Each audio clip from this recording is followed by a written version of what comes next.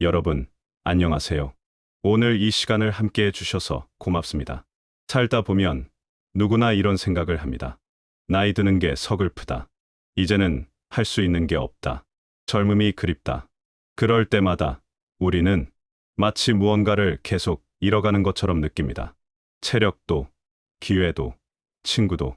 그래서 어떤 분들은 이렇게 말씀하시지요. 나는 이제 잃을 것밖에 남지 않았다. 하지만 여러분, 정말 그럴까요? 정말 우리는 잃기만 하는 존재일까요? 오늘 저는 여러분과 함께 그 질문에 대답해 보려 합니다.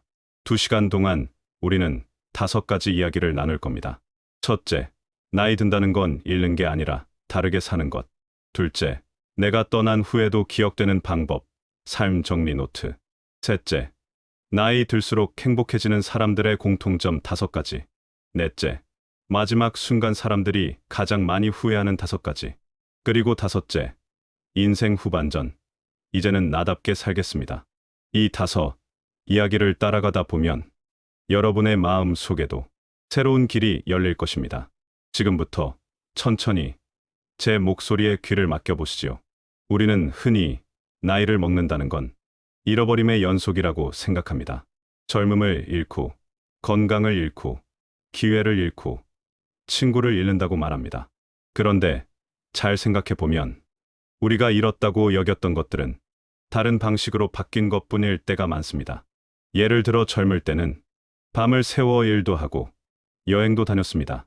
하지만 그때는 늘 시간에 쫓겼습니다.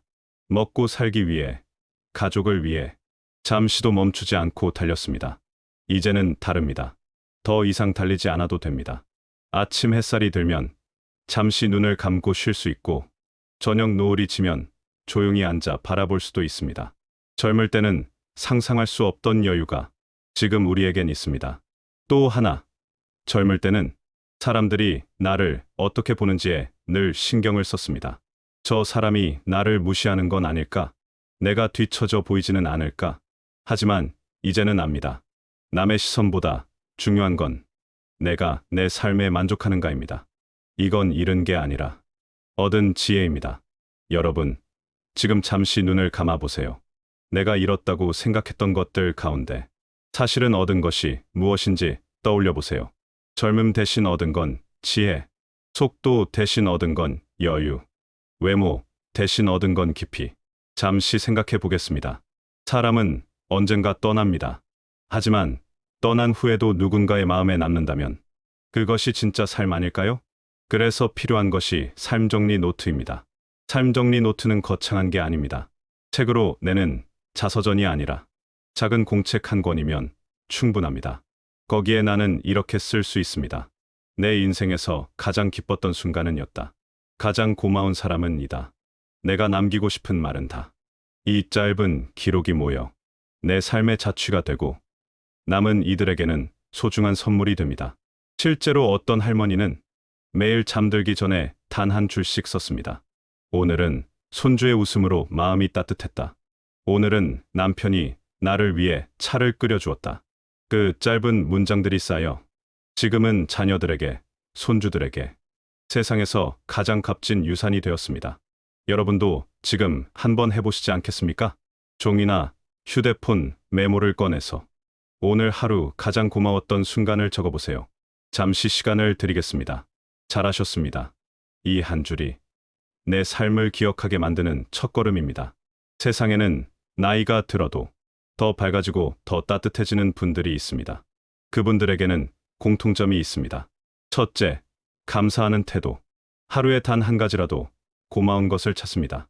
둘째, 포용하는 마음. 자녀 세대, 손주 세대의 문화를 거부하지 않고 그들의 방식을 이해하려 노력합니다. 셋째, 건강을 챙기는 습관. 큰 운동이 아니어도 매일 30분 걷기, 과식하지 않고 물 자주 마시기. 이 작은 습관이 노년의 행복을 지켜줍니다. 넷째, 소통하는 습관. 연락처를 열어 안부를 묻고 경로당이나 모임에 나가 사람들을 만납니다. 혼자만의 시간을 줄이고 연결을 이어갑니다. 다섯째, 나누는 삶. 돈이 아니어도 괜찮습니다. 내가 가진 시간, 지혜, 경험을 나눕니다. 그 나눔 속에서 삶은 더 빛납니다. 여러분, 지금 이 5가지 중 내가 이미 하고 있는 건 무엇인지, 앞으로 더 하고 싶은 건 무엇인지 떠올려 보세요. 잠시 시간을 드리겠습니다. 많은 사람들이 인생의 끝에서 비슷한 후회를 남깁니다. 첫째, 사랑한다고 말하지 못한 것. 사랑하는 마음이 있었지만 끝내 말하지 못하고 놓친 순간. 둘째, 건강을 지키지 못한 것. 조금만 더 운동할 걸. 병원에 일찍 갈 걸. 뒤늦게 하는 후회. 셋째, 화해하지 못한 것. 자존심 때문에 그 한마디를 하지 못했던 순간. 미안하다. 고맙다. 괜찮다. 넷째, 하고 싶었던 일을 미룬 것. 언젠가 여행 가야지. 언젠가 배우고 싶다. 하지만 그 언젠가는 오지 않았습니다. 다섯째, 자기답게 살지 못한 것. 남의 눈치를 보느라 진짜 내 삶을 살지 못한 것. 여러분, 이 5가지를 미리 안다면 우리는 오늘부터 다르게 살 수 있습니다. 오늘 영상이 끝나면 꼭 해보세요. 사랑하는 이에게 고마워, 사랑해라고 말하기. 그리고 평소 미뤄왔던 작은 일 하나 실행해 보기. 여러분, 우리는 지금 인생의 후반전에 서 있습니다. 아빠는 자녀를 위해, 가족을 위해 남의 시선을 따라 살았다면 이제 후반은 나답게 살아야 합니다. 나답게 산다는 건 거창하지 않습니다. 내가 좋아하는 취미를 조금 더 하는 것. 내가 원하지 않는 일에는 용기 있게 아니오라고 말하는 것. 내 마음이 편안해지는 길을 선택하는 것입니다. 여러분, 지금 이 순간 자신의 인생 선언문을 만들어 보십시오. 나는 앞으로 하며 살겠다. 나는 나답게 을 지키며 살겠다.